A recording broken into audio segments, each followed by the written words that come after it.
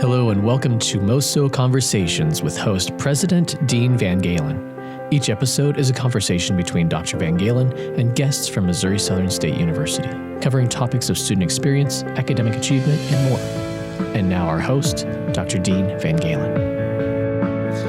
Well, thanks for joining for this episode of MOSO Conversations. My name is Dean Van Galen, president here at Missouri Southern, and I appreciate you joining us. Each session we focus on a different element, a different aspect of Missouri Southern and what makes this a great university.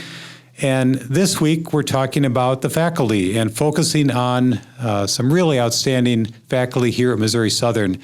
I can tell you that I hear often from students that faculty make a difference in their lives.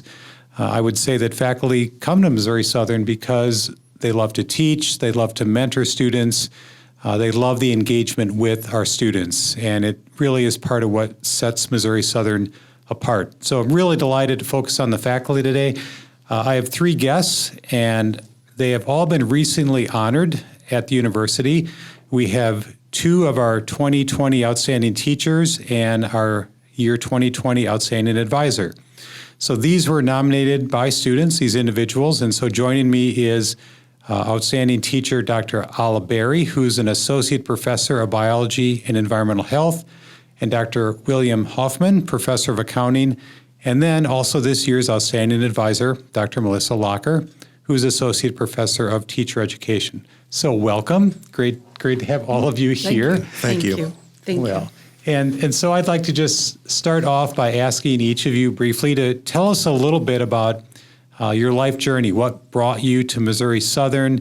Any background that you think might be interesting to our listeners. So let me start with Dr. Berry. All right. I will try to make my story short. I was born, raised, educated, and started practicing medicine as internal doctor in Soviet Union. This country doesn't exist on the map anymore. Instead, there are 14 other countries: Russia, Ukraine, Belarus, Uzbekistan. I moved to the United States in 1998. I still remember the first interaction with an airport employee when he tried to explain something. Whatever he said sounded like one long, endless nonsense word. It was very frustrating. I couldn't understand the language. It took multiple years and different jobs, waiting on tables, washing dishes, cleaning hotel rooms, before I was confident enough to communicate in English. And I finally applied for a certified nursing assistant job at Freeman Hospital. It was one of the happiest days in my life when they hired me. So every single step in my life, every experience made me grow as a person and finally brought me to Missouri Southern. Well, thank you. That is a unique and amazing story. And I can tell you last week we had a conversation with one of our international students from Egypt, and it's just a reminder of sometimes the amazing journey that people have. So Dr. Hoffman, what about your kind of background and journey? Yes, I was born and raised in Kansas. And my father was a partner in a CPA firm, and then he built a radio station in Pratt, Kansas, KWNS. And then he decided he was going to go back to school.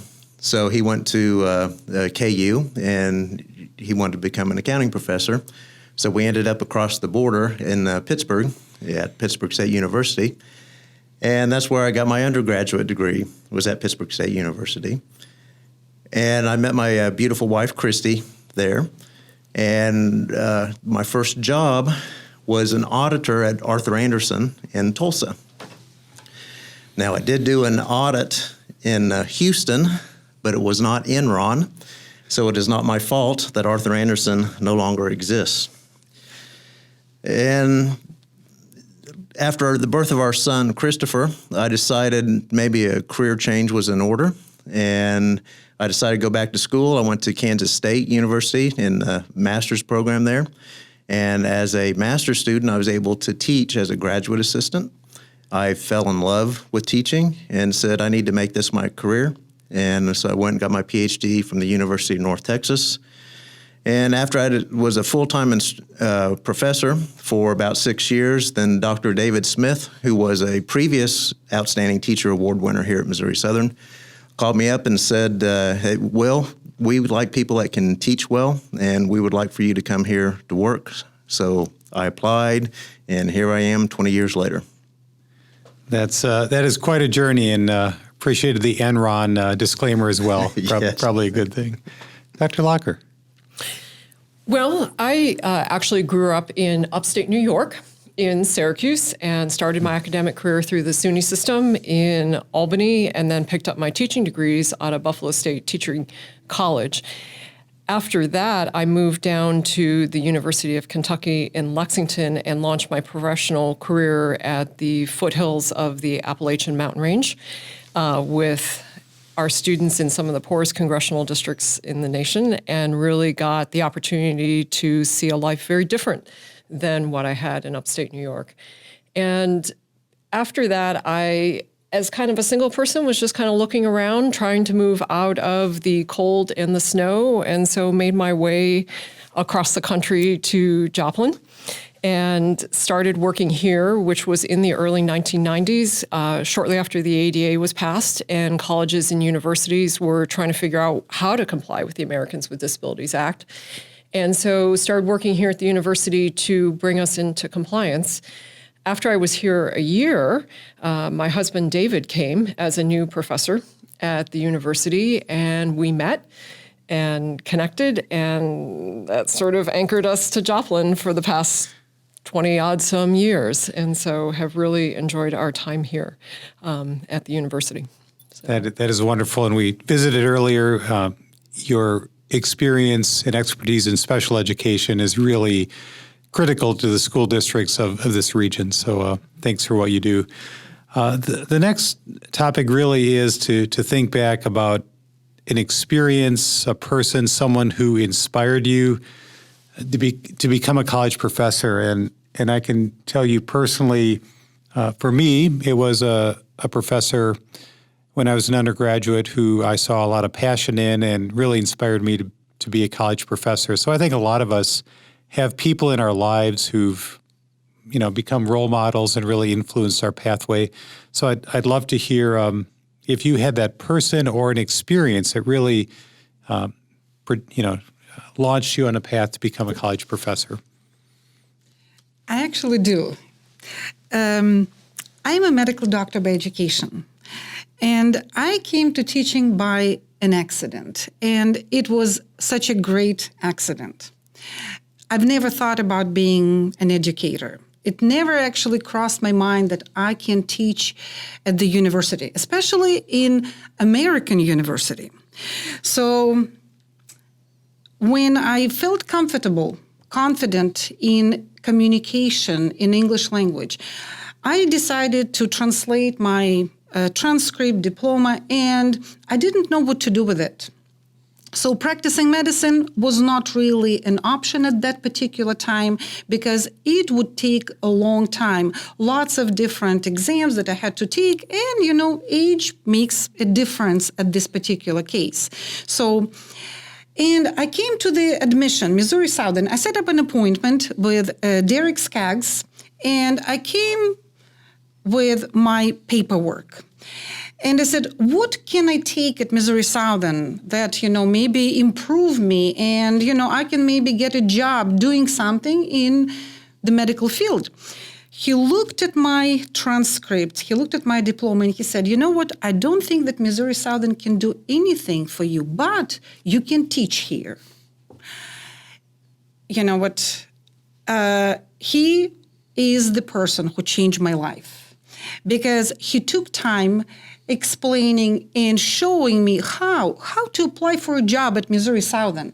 And my first experience was foreign language department. I started to teach Russian language. With 100% confidence, I can say that it's so much harder to teach a language, even you speak fluent, than biology. It's so much easier to teach human body, anatomy, physiology, than to explain something that does not have logic, language, just the rules. That's how we say, that's how we do things. So it was, Derek Skaggs is the first person who he gave me an idea about teaching, and he showed me how actually I can do it. And then I had multiple people in my life who helped me, who believed in me. And these people are Dr. Lemons, Dr. Crystal Lemons, from biology department, and she was at that time the department head. She helped me tremendously. She believed in me, and Dr. Donna Johnson. So these three people, they played significant role in my life, and I believe without them, I would not be here. That's a great story, and oftentimes people see something in us and potential that maybe we don't even see in ourselves, and so that's fantastic. Dr. Hoffman. Well, yes, I had two people that inspired me to become a professor. Well, one is my father, who was an accounting professor. He was one of the best professors that I had because he would tell us exactly what we needed to know to be able to pass the CPA exam. And he was good, and he cared about his students. The second person was a CPA colleague of mine that worked with. And he had the opportunity to teach the principles of accounting, the first accounting course at a community college. And he would keep telling me, Will, you would love this. This is so much fun. And those two people inspired me to become a professor. It's fantastic, especially your father. That's a great story. Dr. Locker? When I think about this question, what really comes to mind are the various seeds that have been planted all through my life. And I take it right back to a grandmother who at 17 got on a boat and came from Poland and started a life in America without any family or English skills. And my father being a first-generation American, and just the belief that you go to school and you keep going and you achieve your highest degree that you can achieve along the way. And as an undergraduate, I had literacy instructors who said, keep going, attain your doctorate so that you can teach at the college level. And I think most recently, the seed that was planted was Dr. Al Cade, who unfortunately is no longer with us and was the chair and dean of the School of Education, who gave me the opportunity to start adjuncting some courses at Missouri Southern, and then that continued to roll into becoming a full-time faculty member. So I think just those seeds of ideas that and going through open doors as they present themselves. Yeah, that's really inspiring, and you're tracing this all the way back to generations, really, and thank you. So the next area, I'd like to ask if you have some favorite moments or experiences working with students in Missouri Southern that stand out for you. So, Dr. Berry? I would say there are so many great moments that I can't really pick just one to call my favorite. I would say traveling to Italy with a group of students, or finding rare anatomical variation during dissection class, or dissecting for hours on the weekend. What matters the most is seeing students excited, and that's what makes me happy. Well, that is an answer probably no one else on this campus would give. But as an aside, I was able to visit you in the cadaver lab a couple weeks ago and to see not only your passion, but the passion of your students. And so Thank you. That is unique and wonderful. Dr. Hoffman? I think one of my favorite moments was working with a student who was struggling. And this was intermediate accounting, which a lot of people consider the most difficult accounting course in the program. And she was really struggling. And one day she said, "That's it. I'm quitting this course, and I'm going to change majors." And so I talked to her for a while and worked with her, helped her get through the class, encouraged her to continue on. And now she's CEO of a credit union. And that's been one of my favorite moments. Fantastic. I think I have two very favorite moments, and they're kind of at opposite ends. I love August And I love when our students are coming back on campus and encountering the first-time freshmen and kind of helping and directing and interacting with them in hallways and just seeing that excitement of being on campus and being students. And then at the other end, I love when I go out into our K-12 public schools and I visit our student teachers, but just down the hallway is maybe one of our graduates, and I get to see our graduates teaching and being interactive and making impact with our K-12 youngest students in their classrooms. Yeah. It's a great point, not only in what you do, but all of our faculty, the impacts beyond a student's time at the university are tremendous. And it's kind of like throwing a rock in a pond. You can't fully see the impact, but it's fantastic. So the next question, what is your favorite part of what you do here as a professor? Favorite part of your job, and then your greatest challenge? So I should start, right, Dr. Van Galen? Please. All right. So it's much easier because you know what? I'm not going to repeat probably. So my favorite part is to see students succeeding in their lives. That's the most favorite part. So, but I would say also very rewarding when I see students not looking at the clock in the classroom or the dissection lab.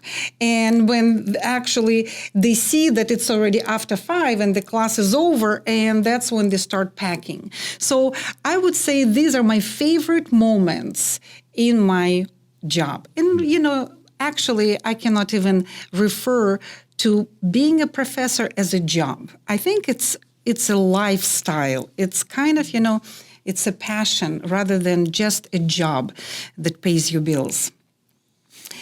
So the greatest challenge, communication in English.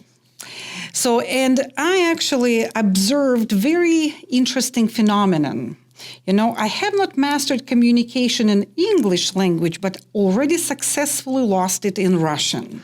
So I'm kind of in the middle right now. So these are my challenges and my favorite parts of my job. Okay. Mm-hmm. Dr. Hoffman. Yeah, I agree with Dr. Berry. Seeing the success of our students, that is definitely my favorite part. Working with my students, I enjoy that so much. And you can almost literally see the light bulb pop on over their head sometimes when they grasp the subject. And I enjoy that. And another part of interaction with students is the advising. Not just advising, well, you got to take this class this semester because it's a prerequisite for that class, but advising for career options and hearing about their dreams for their lives and what they want to accomplish. That's real satisfying, and it's real enjoyable. And I think probably my greatest challenge is I teach in an area that a lot of people hate the subject. There's just no getting around that. So the greatest challenge is getting students to get interested in the subject and actually want to learn the subject. And the students today have so many distractions. I've noticed a big difference just in the 20 years I've been here in the amount of distractions that students have. And that's my greatest challenge, is to get them to actually want to learn the subject. There's some great insights there. The idea of advising, which is, of course, much more than what courses do you need to take. And if you think about our students, 60% are first-generation college students. This coming Monday, we're going to celebrate those students. But the impact that those conversations have to help them see what is possible that they may not know about is very impactful. And I can't believe anyone would not think accounting isn't exciting, but I'll take your word for that. Dr. Locker. Of course, my favorite part of the job is coming and meeting our students. And I think to move into another part of it would be actually developing new courses. I really enjoy the time and the mental investment in taking content and packaging it up and shaping it up into a way that is accessible to our students, and to put it in a way that helps them engage with it and want to be excited about it. And so I think that's just another aspect, but there's so many great parts of this job. It's hard to narrow it down to just one. I think the hardest challenge is being present with our students and meeting them where they're at. Because our students come to us, particularly our traditional age students, and they're still exploring and finding their place in the world. And so helping them be who they are and then helping them take the next step to a level of professionalism that will get them classroom ready. And so I think gauging where that space is can be a real challenge at times. Well, thank you, all of you. The next question is maybe an unusual one. If you ask students, what do faculty do? What is their life like? Or if you ask someone out in the community, they would have some impressions. You might get some very interesting answers. So my question to you is, if a student or someone from the Joplin area shadowed you for a day, followed you in your role here at Missouri Southern, what might surprise them? First of all, I think they would be surprised how much we have to offer in our school that other schools similar size do not have, such as reptile physiology lab that offers graduate level research experience in undergraduate school, bee farm, simulation labs in health sciences, cadaver lab, and many, many others. But if they don't like to learn about human body, it probably would not be wise for them to spend time shadowing someone else because they should spend time shadowing someone else because most of the day they would spend in the cadaver lab with me. So in light of the demand required of gross anatomy in professional school, we installed a cadaver dissection lab on our campus almost 10 years ago. And we had two goals at that time. First, to incorporate prosected human specimens to our undergraduate anatomy courses. And second, to develop an advanced human dissection course for highly motivated pre-professional students. And I'm very proud to say that we accomplished both. In advanced human dissection course, we use first patient approach. Whole body donors are treated as first patients by the dissection team with the goal to present patient narrative. The atmosphere in the cadaver lab is very similar to the physician's office through observation, assessment, and interpretation of findings to develop a diagnosis. Thanks to collaboration with radiology technology and EMT programs, we've been able to X-ray our whole body donors before making first cut. It is a very unique experience that allows students to make connections between anatomy and medical imaging. That is really exciting. Thank you, Dr. Hoffman. I would say what would probably surprise someone shadowing me is exactly how much time it really takes. We spend a lot of time on preparing for our classes. We spend a lot of time in communication with students throughout the day, especially electronic communication. And I think that's what would surprise them the most, because there's kind of this impression that professor shows up, teaches their class, and then they're gone. And it's just not true. Yeah, I'm really pleased you made that point. I think it's very important to be a really outstanding faculty member. It takes a large investment of time. So thanks for pointing that out, Dr. Locker. I'd say, I think a lot of times people think about the teacher-student relationship, and it seems like it's about giving assignments and grading assignments and readings and grades and all that, but it goes so far beyond that. To be a really effective teacher, I think you have to be relational with your students and understand your students. And we spend a lot of time engaging with our students outside our content and getting to know them and understand who they are as people so that we can figure out better ways to help them reach their learning goals. Mm-hmm. Mm-hmm. Yeah, great point. And again, that's one of the special aspects, I think, of the student experience here. We have faculty who want to be relational, as you say. The next question is, here we are in the middle of a pandemic. So it seemed appropriate to kind of touch base and ask a question related how COVID-19, the pandemic, has impacted your teaching, how you engage with students, and then also, are there any lessons learned or new approaches you think that you will take from this experience long-term as a college professor? I think the COVID experience had really great, positive impact on my teaching skills. COVID forced me to use more technology in teaching, something that I was putting on the back burner for decades. So I learned lots of multiple softwares. I was able to record a lot of instructional videos. It definitely increased my typing skills and ability to multitask. Also, it triggered new ideas that I incorporated in the class that made class better. At the same time, it made me realize that virtual dissection will never replace the real experience. And also, it made me appreciate face-to-face, no mass communication even more. So I think it's all positive. Good. The pandemic affected me in the spring semester when the Missouri Southern decided that everything should go online, go virtual. I had 3 different face-to-face sections of courses, 3 different subjects.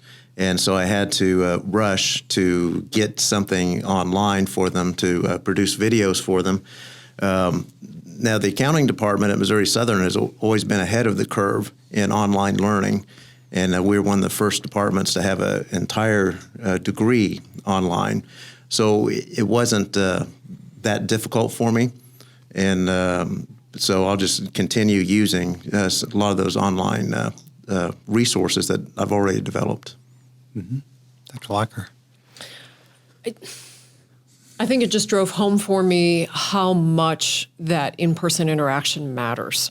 My teaching load's always been split between teaching online and teaching in person. And I just remember in the spring the great deal of frustration I felt because a Zoom meeting was not sufficient, and you really just couldn't get the feedback that you can in a live classroom and the same level of interactions and the dynamic that you have. And so I think the pandemic has left me with the feeling of how crucial it is to be in person. Mm-hmm. Mm-hmm. Well, we hear that from many of our students as well, and we made plans as a campus for the fall semester. Many of them told us we want to have as much face-to-face engagement, both in the classroom and beyond, as is safe.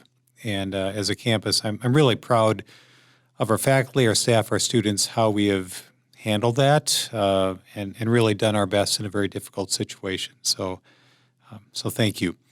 The final question I have is about legacy. So, you are all really outstanding, accomplished faculty members here at Missouri Southern.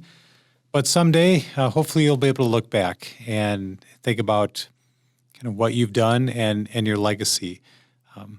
What would you hope your legacy to be here at Missouri Southern?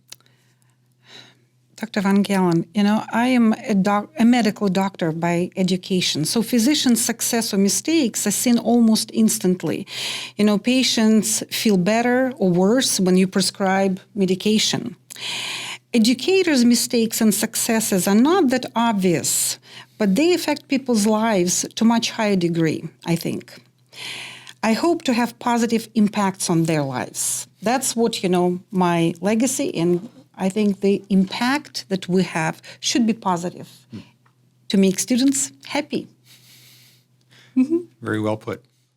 Dr. Hoffman. I really would just hope that my students actually remember me. And when they do remember me, I hope they remember me as a really good professor who really did care about them. Yeah. And for what it's worth, and I think it's worth a lot, as I talk to our graduates and get to know the institution, so many of those alumni talk about individual faculty members from 5, 10, 20, 30 years ago who impacted their lives. And I always encourage our students to show that appreciation when you're here. Let people know that they're making a difference. So that's great. Dr. Locker? I have to say my mission has been these years to recruit more of our teachers to become special educators and to get more high-quality special educators out in our school systems and to have our special educators challenge our students with disabilities to really exceed perhaps the limitations they may feel at times, and to really grow into the people they are meant to become. Yeah. So, well, thank you. All of you are impacting the lives of students and the larger world in some really meaningful ways.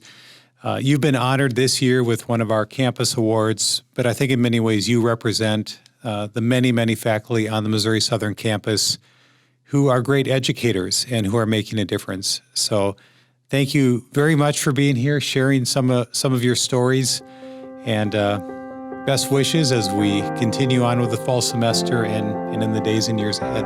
Thanks for being here. Thank you. Appreciate it. Thank you so much. This has been another episode of MOSO Conversations with host President Dean Van Galen. To listen to other episodes and to stay up to date with information from Dr. Van Galen, visit his blog at president.mssu.edu.